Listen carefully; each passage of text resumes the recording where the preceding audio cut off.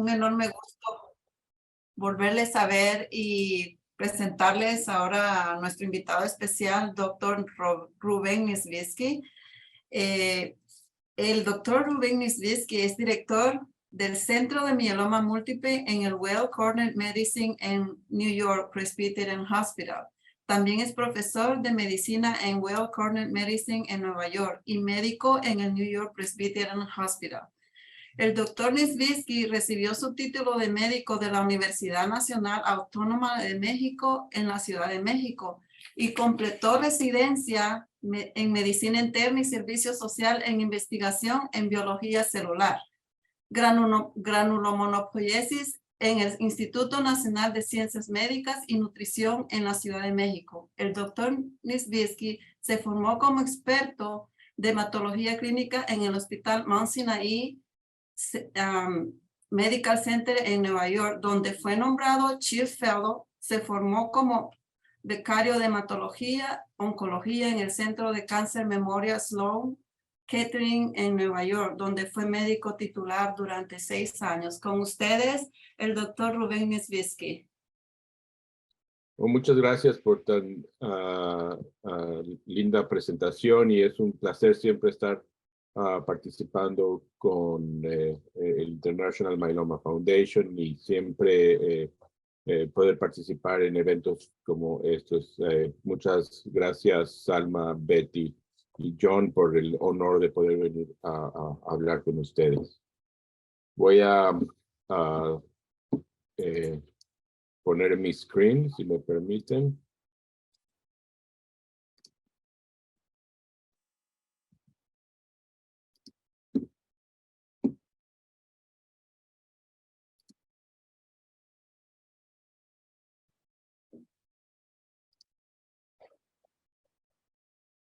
¿Ven la presentación?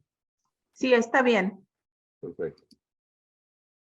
Pues esta es mi dirección y mi correo electrónico para cualquiera que quiera hacer preguntas o establecer una relación con nosotros. Y sin nada voy a empezar a hablar de ciertos aspectos del mieloma múltiple, sin antes hablar de conflictos de interés que están enlistados en esta diapositiva. Bien, el enfoque de la presentación va a ser un poco acerca de la definición de la enfermedad, la epidemiología, las características clínicas, algunos aspectos de tratamiento, avances en la inmunoterapia y futuro. Entonces espero que en estos 45 o 50 minutos podamos cubrir todos estos aspectos.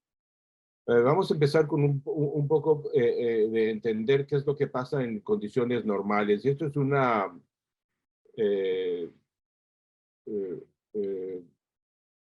una caricatura de cómo las células normales están bajo la superficie de la piel o de cualquier parte del organismo y siempre están listas para poder entretener cualquier daño o agentes que lleguen a tratar de dañar el cuerpo. Entonces estas células se encuentran bajo la superficie y también se encuentran en las glándulas linfáticas y en todos los tejidos donde pueden entrar infecciones. Estas células les llamamos células B o linfocitos B, o también se les puede llamar células B. Y es que estas células son las encargadas de la producción de anticuerpos. La producción de anticuerpos es totalmente dependiente de la activación de estas células por virus o bacterias que entran del exterior, como en este caso, le llamamos a todos esos virus y bacterias o cualquier cosa extraña antígenos. Entonces, cuando estamos expuestos a antígenos, estos antígenos tienen que cruzar la primera barrera de control, que sería como la piel o las mucosas respiratorias. Y es cuando estos antígenos, que son de varios tipos, varios colores y varios sabores, pueden pasar a través de esa primera barrera y finalmente exponer a estas células B a ser activadas. En esta caricatura se ven tres diferentes tipos de antígenos, podemos como llamarles o bacterias o virus o polen o cualquier cosa que sea extraña al cuerpo. Cuando este contacto de antígeno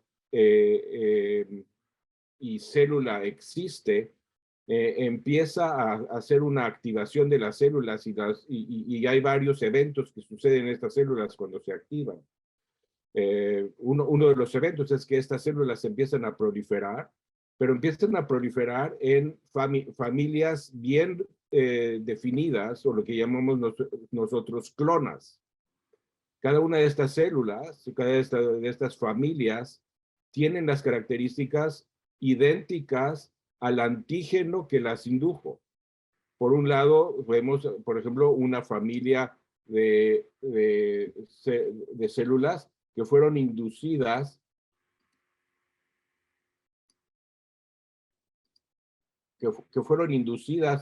como vemos aquí, por el antígeno de color morado. Y luego otra familia de células que fue inducido por el marrón y la otra por el antígeno rojo. Entonces, cada una de estas familias empieza a crecer y en una forma controlada empiezan a producir anticuerpos que tienen exactamente las mismas características moleculares que el antígeno original. Entonces, las células van a producir anticuerpos que están dedicadas solamente contra cada antígeno. En esta caricatura, los anticuerpos rojos van contra los antígenos rojos y los marrones van contra los antígenos marrones y los lila o morados van contra los morados. Y esto es en condiciones normales. La situación es que estas células, una vez que se hace este contacto, permanecen en su cuerpo y están programadas para nunca morir. Entonces, estas células tienen las características de permanecer en el cuerpo, producir anticuerpos constantes y no morir. De tal forma que si uno vuelve a exponerse a estas bacterias, a estos virus o lo que llamamos antígenos, vamos a estar preparados para atacarlos. Y es el principio de la vacunación. Si en un momento dado ponemos una vacuna que pueda recapitular todo este proceso, pues simplemente vamos a tener una familia hecho contra los virus inducidos por esa vacuna y vamos a tener una familia de células o una clona de células que va a producir anticuerpos en forma constante y matar a la bacteria o virus real cuando se viene a exponer. Entonces, ese es el principio de la biología de las células B, cómo se aprenden la inmunidad y producen anticuerpos. Son estas las células las que se dañan en mieloma múltiple y empiezan a tener ciertas características normales, pero también tienen características anormales. Una de las características anormales en el mieloma es que estas células empiezan a proliferarse en una forma descontrolada y empiezan a producir mucho más cantidad de anticuerpos que las normales. Y de tal forma que la superproducción de anticuerpos de una sola clona, en este caso se llama anticuerpos monoclonales o proteínas M o proteínas monoclonales, ya no tienen la función del anticuerpo de protegernos o dañar los antígenos, simplemente empiezan a producir una gran cantidad de anticuerpos. Y es lo que pasa en mieloma. En mieloma tenemos una gran cantidad de células que proliferan en la médula ósea y también a veces fuera de la médula ósea, y al proliferar empiezan a inhibir la producción normal de anticuerpos de las otras células, de las otras clonas, y además producen una gran cantidad de anticuerpos que en este caso ya no nos sirven, y son a los que les llamamos las proteínas M.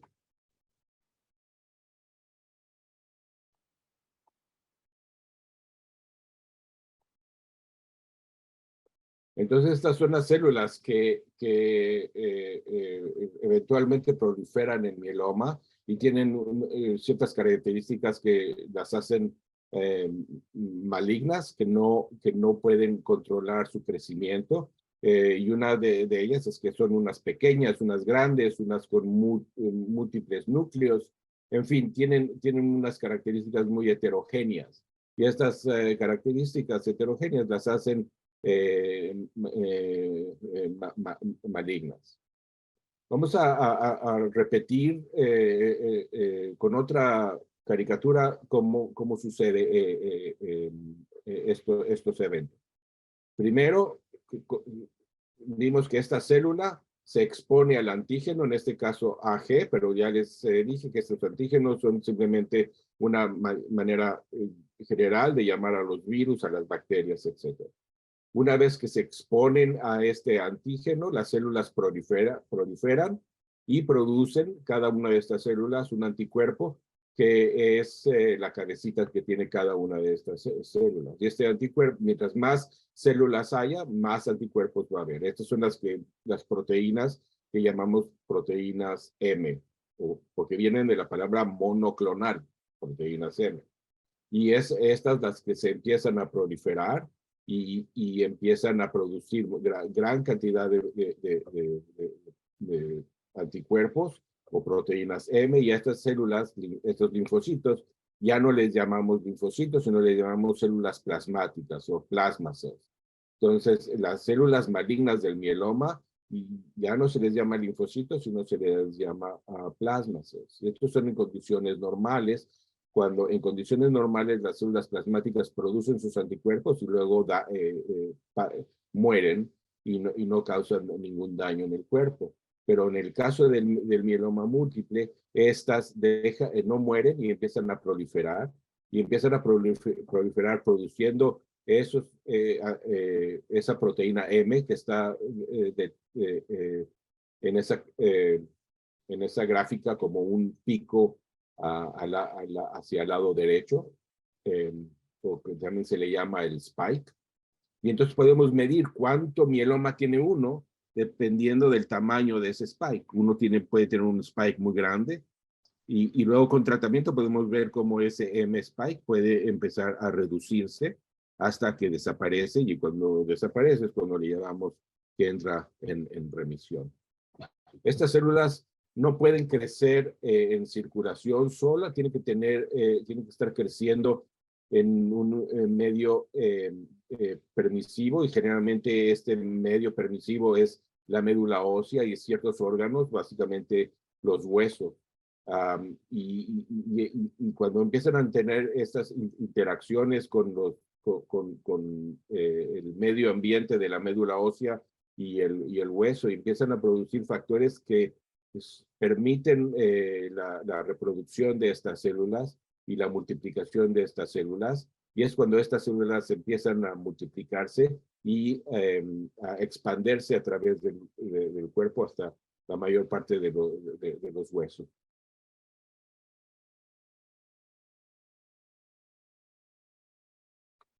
Y ya podemos nosotros marcar con ciertos anticuerpos qué células son las que se están proliferando. Muchos de ustedes ya van a haber oído de los anticuerpos contra CD38, que son los que están en la mitad de esta presentación, porque esos son los que detectan la mayor parte de estas células. Y ya también estamos usando esos anticuerpos en forma terapéutica, como el daratumumab o el isatuximab, que son anticuerpos que pueden eliminar estas células. Pero cuando estas células empiezan a proliferar y empiezan a dañar el cuerpo, lo dañan, causando elevación del calcio, enfermedad renal, anemia, daño del hueso e infecciones. Y es por eso que le llamamos a estos parámetros CRABI. C de calcio, R de renal, A de anemia y B de bone, que significa hueso, o infecciones. Cuando el mieloma empieza a causar CRABI, es cuando se empieza a dañar el cuerpo.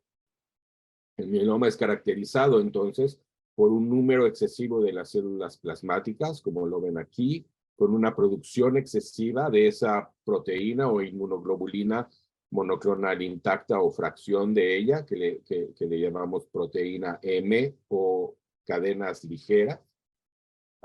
Y además producen una serie de daño en el cuerpo, causando anemia, insuficiencia renal, destrucción ósea, calcio elevado en la sangre y riesgo a las infecciones. Para hacer el diagnóstico de mieloma se requiere tener un exceso de estas células plasmáticas en la médula ósea o un tumor en cualquier parte del cuerpo que le llamamos plasmacitoma extramedular. Y también tenemos marcadores de esta malignidad cuando las células plasmáticas exceden más del 60% en la médula ósea, o las cadenas ligeras son muy elevadas, o existen evidencia de proliferación en la resonancia magnética en el hueso. Y tenemos que tener, por ejemplo, los criterios CRABI, que les había yo mencionado, con elevación de calcio, insuficiencia renal, anemia, daño óseo y frecuencia. Efectivamente, estamos hablando del 98% de los mielomas, pero hay un porcentaje muy pequeño que no obedecen estas reglas y le llamamos el mieloma no secretor, mieloma que tiene todas estas características, el daño óseo, el calcio elevado, la anemia, etcétera, pero no produce esas proteínas, y eso se llama el no secretor. El mieloma es común, es la segunda neoplasia hematológica que existe. La única más frecuente es el linfoma. Y es el 10% de todas las neoplasias malignas. Aproximadamente 61,000 pacientes se diagnostican, están en los Estados Unidos con esta enfermedad, y cada año hay como 21,000 casos descritos. Y afortunadamente la mortalidad por esta enfermedad se ha reducido, pero se cuenta entre 10 y 11,000 casos de mortalidad al mes. Y sabemos de experiencias muy antiguas que sin tratamiento, el mieloma activo tiene una supervivencia global de 6 meses, nada más. Sin embargo, esas fueron las malas noticias. Las buenas noticias es que uno compara la supervivencia del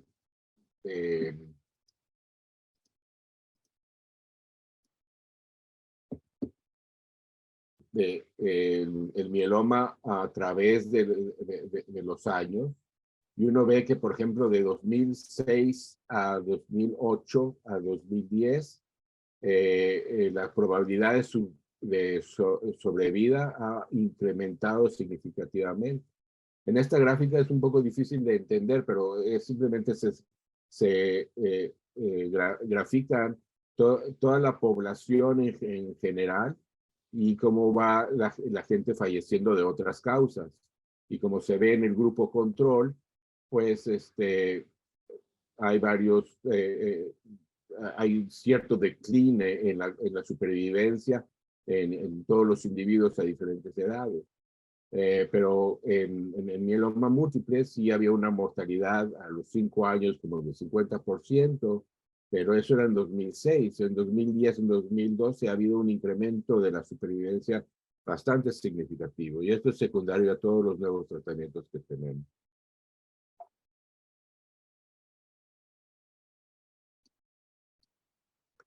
La destrucción ósea se puede ver en varias formas. En los rayos X se ven como lesiones,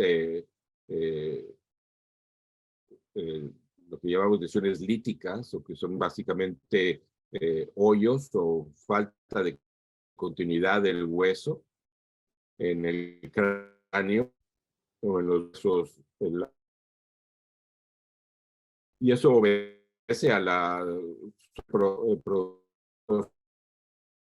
estas áreas que son ricas de médula ósea, donde se produce la sangre.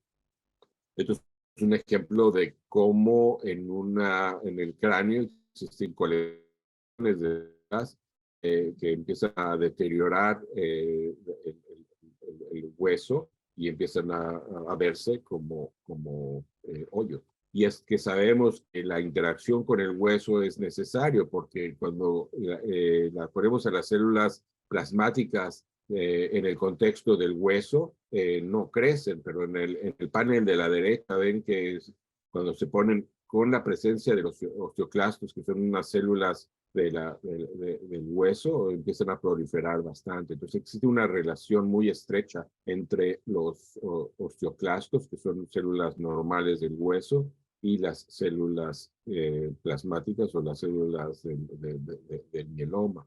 Entonces, gráficamente podemos ver cómo estas células del mieloma se están comunicando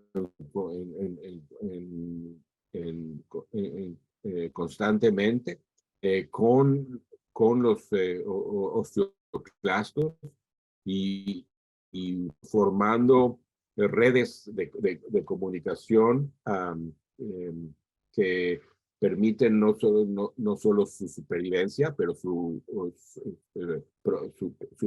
producción. Estas interacciones han sido muy bien estudiadas, y por eso ya tenemos drogas que pueden interrumpir estas redes de comunicación, y eso causa que el mieloma también pueda morir. Y estos son como las drogas que ustedes conocen: el Someta, el Zoledronic Acid, el Pamidronate, el Exgiva y el Denosumab. Todas estas drogas pueden interrumpir estas redes de comunicación entre las células del hueso y las células del mieloma. Como se ven en estas curvas, otra vez son curvas de supervivencia. Se ve que la gente que recibió el Zoledronic Acid, que es la curva roja, tienen mejor supervivencia que aquellos que recibieron otras drogas que son más débiles. Por eso siempre decimos que es necesario usar este tipo de drogas cuando iniciamos tratamiento contra el mieloma. Otra cosa que hay que ponerse, hacer énfasis es la enfermedad renal, porque estas proteínas que produce el mieloma puede dañar directamente las unidades funcionales del riñón, que se ven en este esquema de la izquierda, y pueden tapar los canalículos de cada uno de los riñones, de tal forma que causa daño renal. Y cuando eso sucede, el daño renal puede ser irreversible y se requiere entonces diálisis. Entonces, una de las cosas que tenemos que hacer es proteger no solamente el hueso, sino también es importante proteger el riñón. Siempre le digo a mis pacientes que hay que evitar a todo costo tomar medicamentos o hacer cosas que puedan dañar nuestro riñón.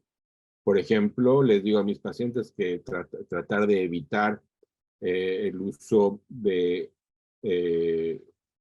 antiinflamatorios no esteroideos, como el ibuprofeno, el naproxeno y ese tipo de drogas que son muy buenas para la inflamación y el dolor, pero pueden dañar directamente el riñón. Otra cosa que digo es que se debe de prevenir el uso de líquidos de contraste intravenosos de tipo de yodo, como los de los CAT scans y de ciertas radiografías, porque esas pueden también dañar el riñón. Y le digo a los pacientes lo que tienen que hacer es, para prevenir estas cosas, tomar muchos líquidos y prevenir estas cosas que puedan dañar al riñón, porque puede ser devastador, no solamente desde el punto de vista de cantidad de vida, sino de la calidad de la vida, estar tomando estos medicamentos y dañar al riñón directamente. Y así también hemos encontrado de que el mieloma múltiple no es solamente una enfermedad, realmente tenemos, en lugar de llamarle mieloma múltiple, debemos llamar múltiples mielomas, porque cada tipo molecular tiene ciertas características que son diferentes a otras. Pero, por ejemplo, tenemos el mieloma 11-14, que tiene ciertas características muy particulares, que son muy efectivas, que son de mejor pronóstico y además pueden tener cierta sensibilidad a drogas, como una nueva droga que se llama venetoclax y otros tipos que son de alto riesgo, que requieren otro tipo de atención. Pero no todos los mielomas empiezan como mieloma. La mayor parte de los mielomas, de hecho, empiezan como una enfermedad que se llama gamopatía monoclonal de origen indeterminado, o MGUS. La mayor parte de los pacientes empiezan con un crecimiento pequeño de estas células, pero sin dañar el cuerpo. Les llamamos a estas células, estas condiciones, enfermedades precursoras. Y se sabe que gente de edad de 50, hay un 3% que tienen esto y no tienen repercusión en el cuerpo. Y cuando uno llega a la edad de 75 tiene un 5% y a la edad de 85 tiene un 7% de chances de tener esta gamopatía monoclonal de origen incierto, pero no tienen razón de preocuparse, porque solamente el 1% de estos pacientes cada año van a progresar a mieloma. Pero es una situación importante de reconocer, porque algunos de estos pacientes van a progresar a mieloma y entonces requieren la atención frecuente del hematólogo o del oncólogo. Para reconocer estos casos y saber que son los pacientes que van a progresar a mieloma, tenemos que reconocer que el dolor óseo que es persistente o va creciendo es una luz de alerta de que la gamopatía monoclonal ya no es benigna, sino posiblemente va a progresar. Y también algunos pacientes pueden desarrollar fatiga intensa, lo que se llama en términos médicos como astenia, o fiebre o pérdida de peso, lo que llamamos síntomas B, o algunas pacientes pueden desarrollar manifestaciones neurológicas, como si fuera adormecimiento de las manos o de las piernas, que es constante, o pueden desarrollar sangrado o otros síntomas. Si les platico entonces que la mayor parte de los pacientes de mieloma van a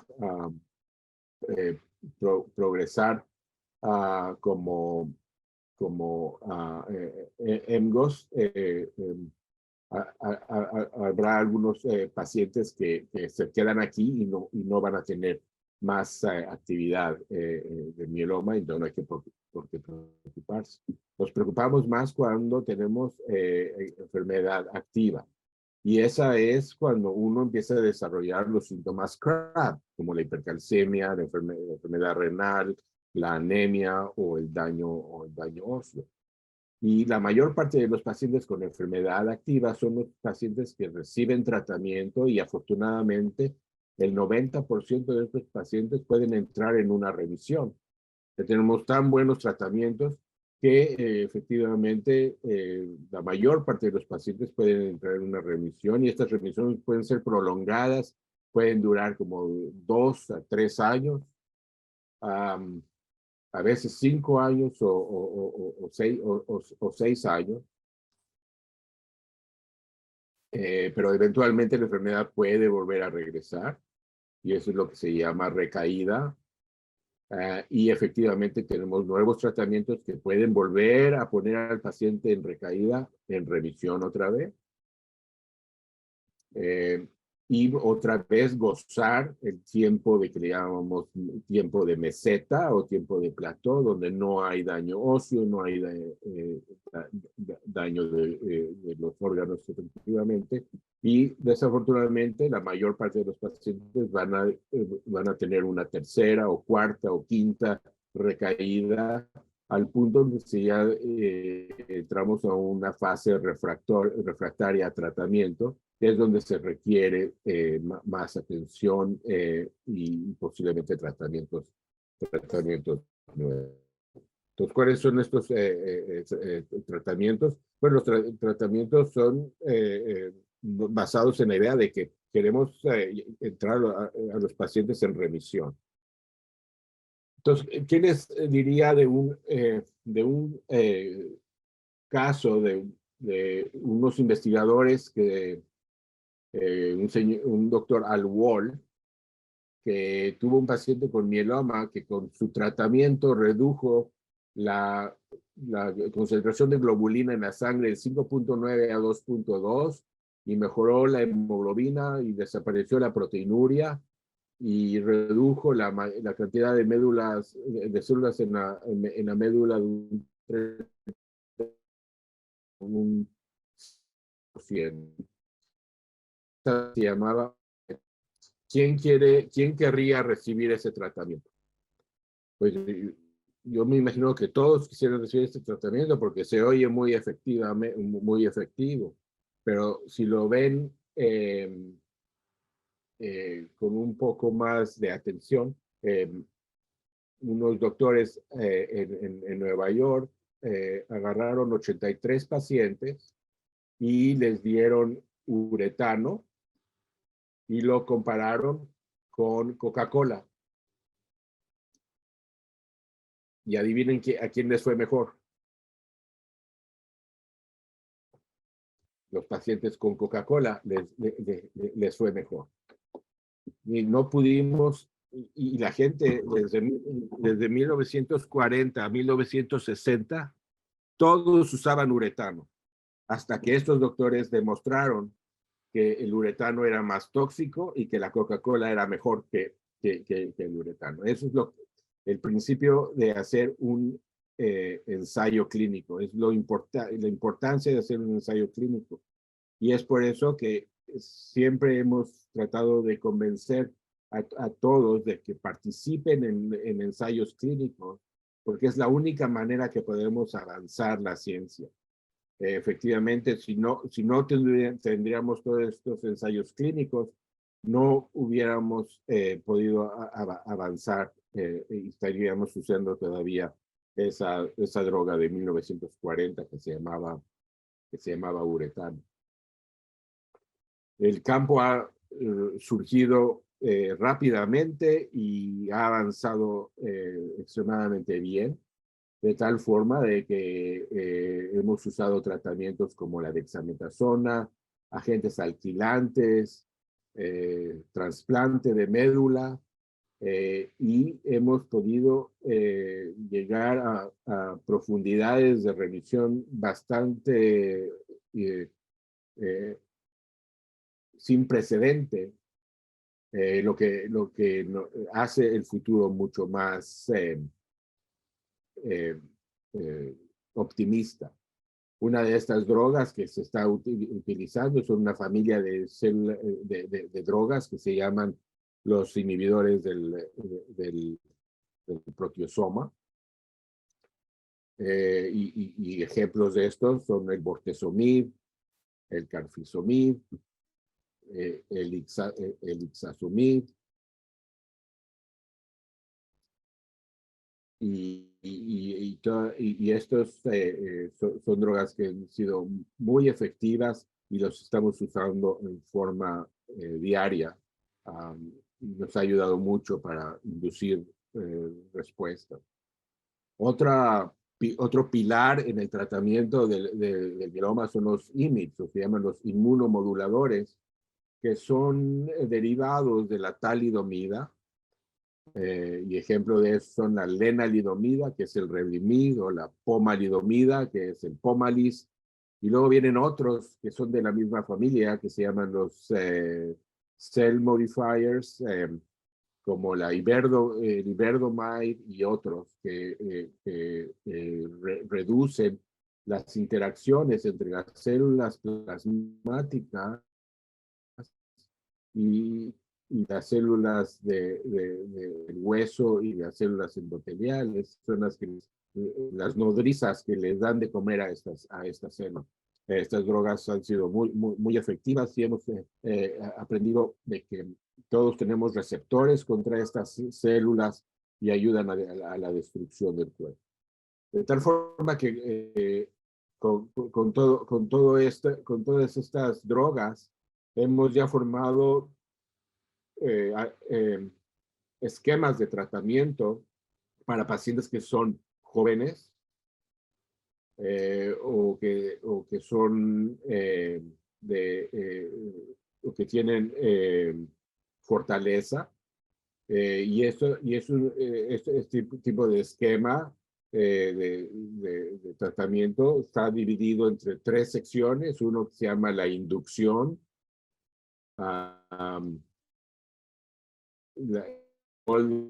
en remisión completa, la consolidación, que es el trasplante que usamos muchas veces, el trasplante de médula o el trasplante de células hematopoyéticas, y luego el de mantenimiento, como lo ven aquí.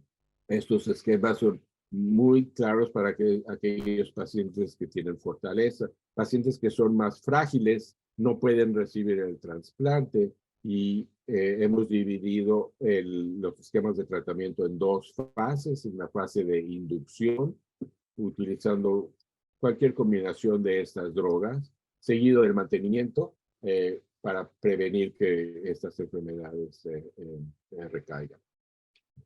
Un nuevo concepto es la remisión completa, porque no todas las remisiones completas son tan robustas como otras, y por eso se ha codificado un nuevo término que se llama enfermedad mínimo residual, o MRD, y esta enfermedad mínimo residual puede predecir si uno va a tener una, no, por ejemplo,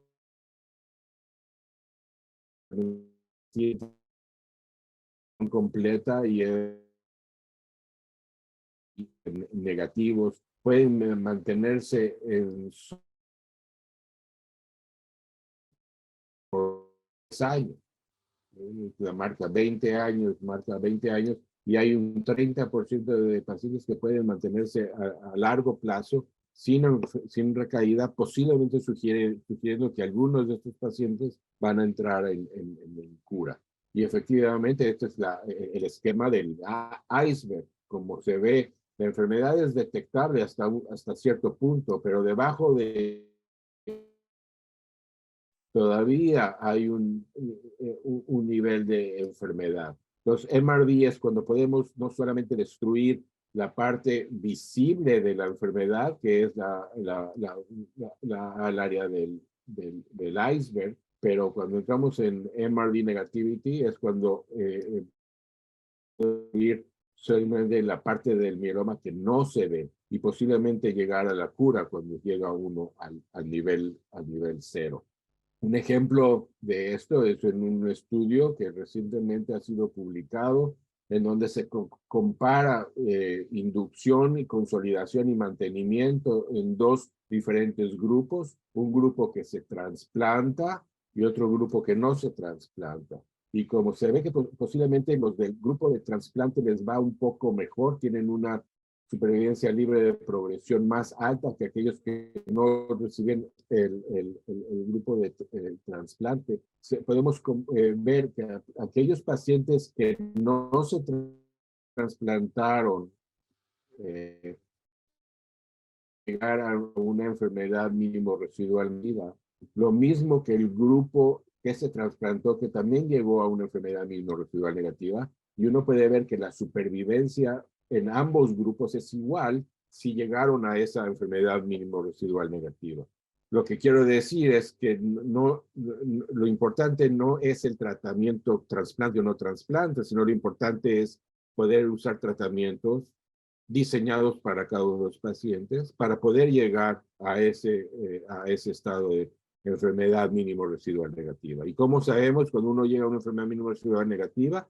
Es haciendo los exámenes de sangre que les dije, para ver que ya no existe la proteína M, pero también hacer la célula, hacer la biopsia de hueso y el estudio de médula ósea para ver que ya no existen estas células y efectivamente es una enfermedad mínimo residual negativa.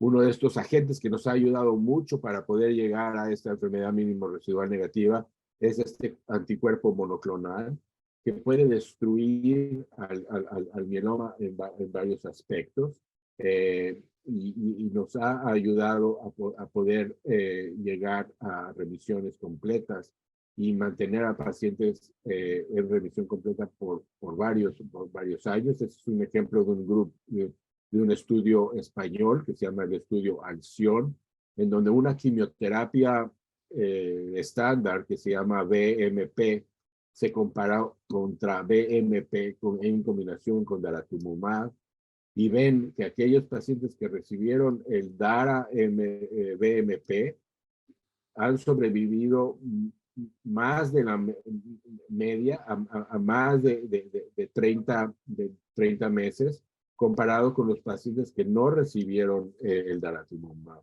Entonces, la introducción de esta droga, que ni siquiera es quimioterapia, es un cuerpo monoclonal, nos ha ayudado mucho para manejar a estos pacientes y para poder llegar a la remisión completa. Y ahí no ha acabado el futuro, todavía tenemos grandes opciones y un área muy optimista. Uno de ellos es el trasplante de células CAR-T, o que se llama Chimeric Antigen, y lo que es simplemente utilizar un marcador en las células T que pueden, que son las normales y pueden destruir los tumores solo. Se les introduce esto a sus células T y se vuelven a inyectar a las células T al cuerpo y estas producir remisiones en mieloma. Un ejemplo de esto es, por ejemplo, una respuesta global con este CAR-T de 100% y en pacientes que ya habían pasado por varias líneas de tratamiento. Entonces, poco a poco vamos a empezar a usar estos esquemas. Y tenemos otras drogas, como se llaman los T-cell engagers, que también han sido de mucho beneficio. Les platico la historia de un paciente que había recibido, por ejemplo, el trasplante con Melphalan 200 y luego mantenimiento con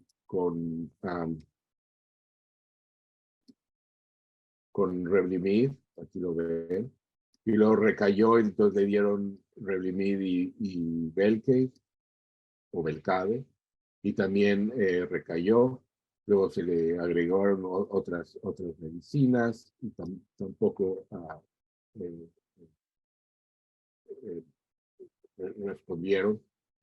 Y luego se les introdujo el CAR-T y miren cómo se le fue en remisión completa. Entonces, realmente participando en estudios clínicos, tratando de encontrar expertos en el tema y ser manejados en clínicas especializadas de mieloma. El futuro es muy prometedor y creemos realmente de que vamos a llegar a la cura de esta enfermedad. Yo creo que esta es mi última diapositiva y muchas gracias por su atención. Muchísimas gracias, doctor Niedzwiecki. De acuerdo, gracias por su presentación. Si alguien, les quiero acordar que si tienen una pregunta, pueden subir la manita sobre la cámara o pueden...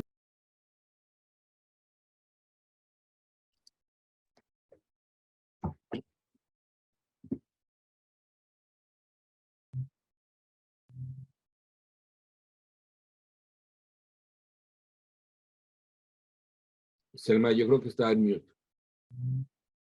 Gracias.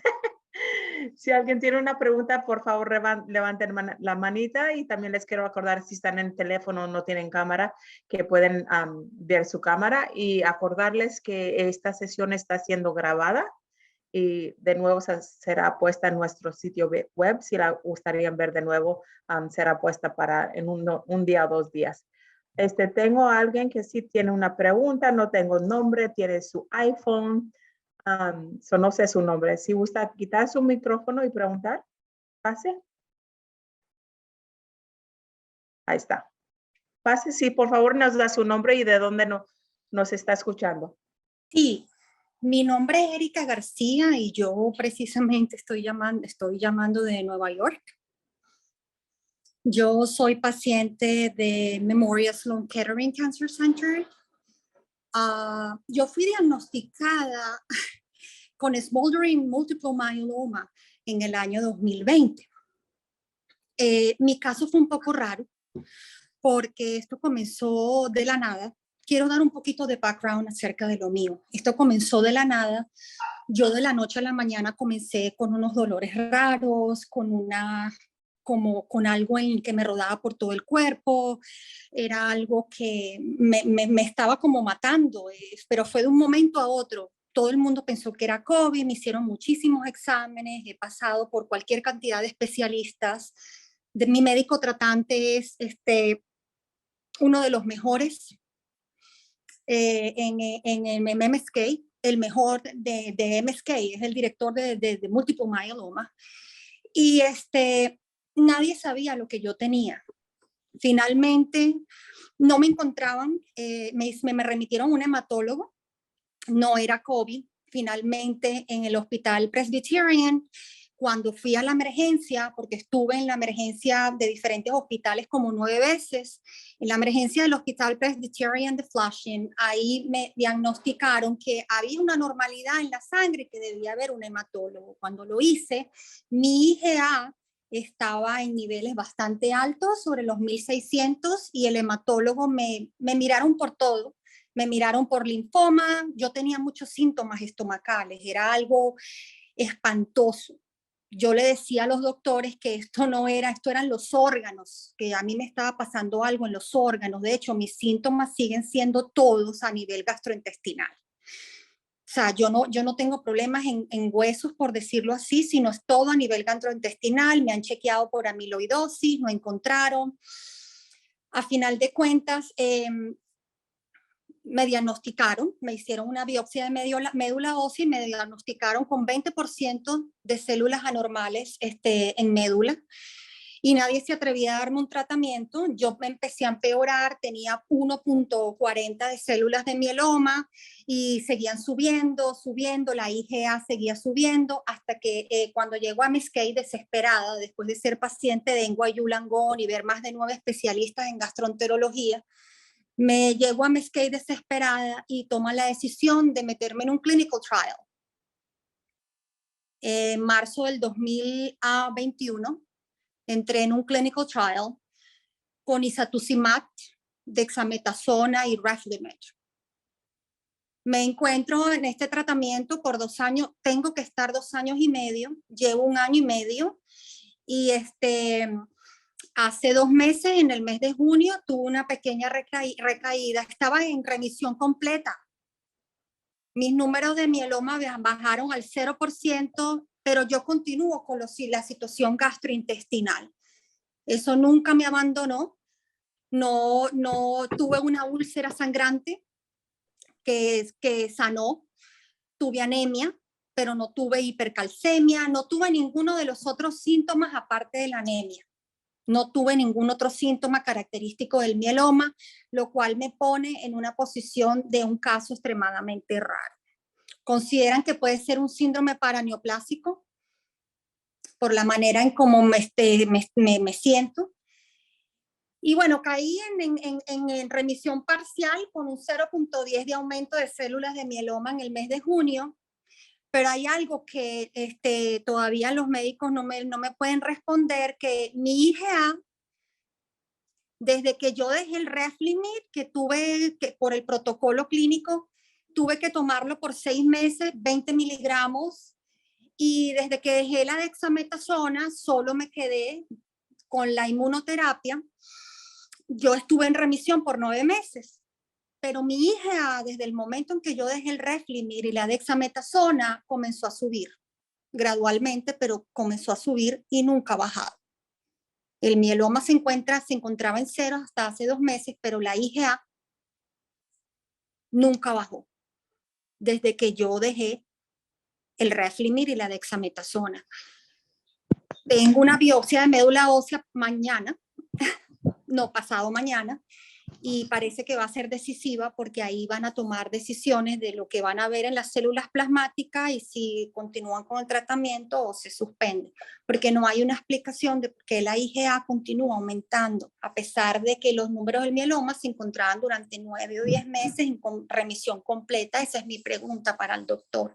¿Qué piensa usted, doctor? Yo tengo 47 años. Bueno, obviamente la están manejando expertos y entonces debe estar muy tranquila de que obviamente los expertos saben lo que están haciendo. Hay muchas preguntas que no puedo contestar porque no tengo todos los récords enfrente de mí, pero describe un caso de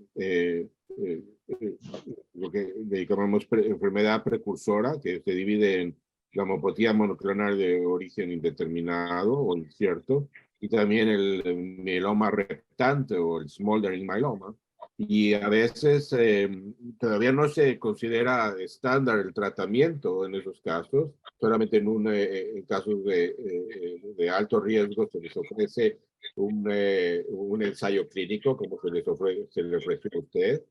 Y efectivamente, cuando uno está recibiendo el tratamiento, todos los niveles bajan. Ahora hay que ver si esta IgA es monoclonal o no es monoclonal. Y si es monoclonal, con la médula ósea van a saber si hay necesidad de iniciar otro tratamiento, ¿no? Sí, gracias, doctor. Sí, mi smoldering multiple myeloma fue catalogado como de alto riesgo. Sí. Sí. Gracias, doctor. Es una preocupación que yo tenía y no hay mucha respuesta para eso, aparte de los síntomas gastrointestinales que, claro, nadie puede ayudarme por ahora a determinar qué me está pasando mayormente en los órganos. Gracias. Y hay que acordarse que también las drogas que usamos también pueden tener efectos gastrointestinales. Sí, eso lo tomo en consideración. La única duda es de que, claro, esto ha venido pasando desde el día número 1. que experimenté todos estos síntomas, entonces, y nunca desapareció. Sí, pensaron que era IBS, o sea, el síndrome del colon irritable, pero luego descartaron eso por la ulceración sangrante que tenía en el ilium. Pero bueno, sí. Gracias, Erika. Vamos a pasar de nuevo con Nora Jones. Pase.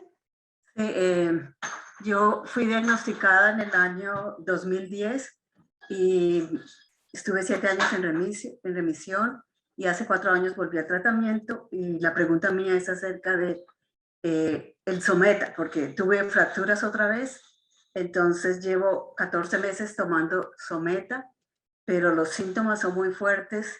Quisiera saber cuánto tiempo se debe tomar el Someta para evitar fracturas, que es más importante la calidad de vida. O sea, estoy en ese dilema.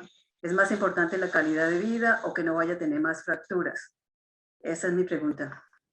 Es una pregunta muy relevante porque el tratamiento con Someta, o se llama ácido zoledrónico, o denosumab, que es el Exgiva, son tratamientos que no son dedicados contra el mieloma efectivamente, sino son tratamientos que le llamamos adyuvantes para reducir el número de fracturas a la vez de que está uno recibiendo tratamiento.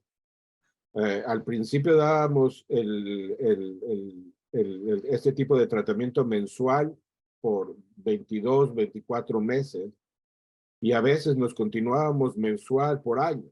Y luego nos dimos cuenta de que con tanto tratamiento de eso podíamos causar otras enfermedades como la osteonecrosis de la quijada y daño renal, etcétera. Entonces se decidió de reducir el número de dosis de este tipo de drogas a cuando uno tenía una enfermedad más activa y luego tratar de reducir, incrementar los intervalos entre tratamiento cuando uno está en remisión y luego si la enfermedad vuelve a regresar, volver a regresar a tratamientos mensuales hasta que la enfermedad vuelva a regresar, vuelva a estar en control. Entonces, efectivamente, en muchos casos uno puede tener enfermedad activa por 8 meses, recibir este tipo de tratamientos, diría yo, mensual hasta que la enfermedad esté en remisión, y luego pasar a cada 6 meses, cada 4 a 6 meses, hasta que desafortunadamente la enfermedad vuelva a regresar, y cuando la enfermedad vuelve a regresar, uno puede llegar otra vez a tratamiento mensual. Los pacientes que están recibiendo este tipo de tratamiento requieren evaluaciones odontológicas, dentistas, cada 4 a 6 meses, para estar seguro de que no existe riesgo de osteonecrosis de la quijada, y además impedir a todo costo que haya extracciones dentales, porque las extracciones dentales pueden conllevar a este tipo de complicaciones. Pues cuando uno tiene este tipo de drogas hay que estarlas utilizando con el cuidado necesario. Se ha demostrado que el ácido zoledrónico y el denosumab, o sea, el Exgiva y el Someta, tienen efectividad similar, entonces puede platicar con su doctor si cuál le conviene más, si el Someta o el Exgiva, y hay pros y cons para cada uno de estas dos drogas. Gracias. Gracias, Nora, y gracias, doctor. ¿Alguien más tiene una pregunta o gustaría hacer un comentario o algo más?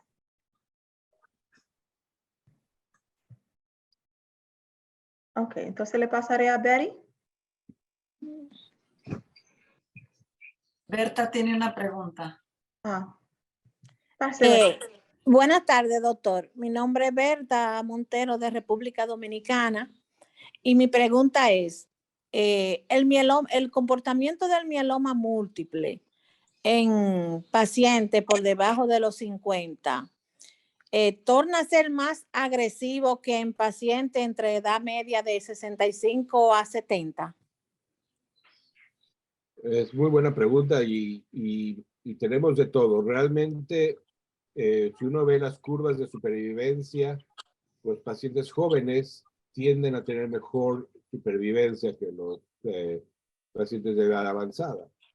Entonces, no podemos hablar que el comportamiento es peor, pero sí existe un subgrupo de pacientes jóvenes que tienen enfermedades más agresivas. Entonces, no es la edad la que lleva a la agresividad, sino es otros factores biológicos, como la citogenética y alteraciones moleculares en la célula.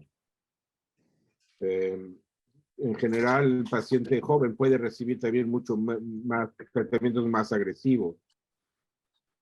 Entonces pueden también tener mejor, simplemente por el caso de que pueden recibir más tratamiento o tratamientos más efectivos. Ok, gracias, doctor. Okay, gracias, gracias Berta, y perdón que no la había visto. ¿Alguien más? ¿Alguna pregunta? Ok, Betty. Ok. Muchas gracias, doctor Nisvinsky, por tan excelente presentación y hemos aprendido mucho este día. Y también recordarle a cada uno de ustedes que pueden visitar nuestro sitio web y inscribir. Si conocen a alguien más, un paciente que esté pasando por alguna situación, lo pueden referir a nuestro sitio web y también si gustan recibir su librito en español, pueden poner su dirección y con mucho gusto se lo enviamos a su casa completamente gratis. Próxima reunión que vamos a tener va a ser el 20 de septiembre. Esta vez estaremos conociendo más acerca de cada uno de nosotros y afinar detalles, alguna sugerencia que tengan. No se olviden de inscribirse y de dar la voz a otros pacientes. Muchas gracias y mándenos un email si tiene alguna pregunta y con todo esto le agradecemos a cada uno de ustedes por su asistencia en este día. John. Y gracias, Dr. Nowitzki, por toda la información. Gracias.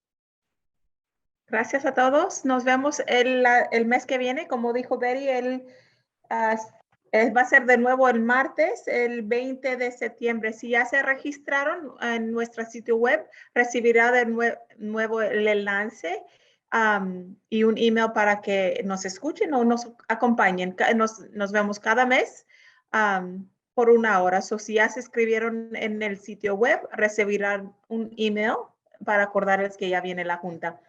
¿Ok? Placer, gracias. Gracias, doctor Nisvinsky. Que la pasen bien. Nos vemos Bye. muy pronto. Buen día. Buen día. Bye, bye. Bye.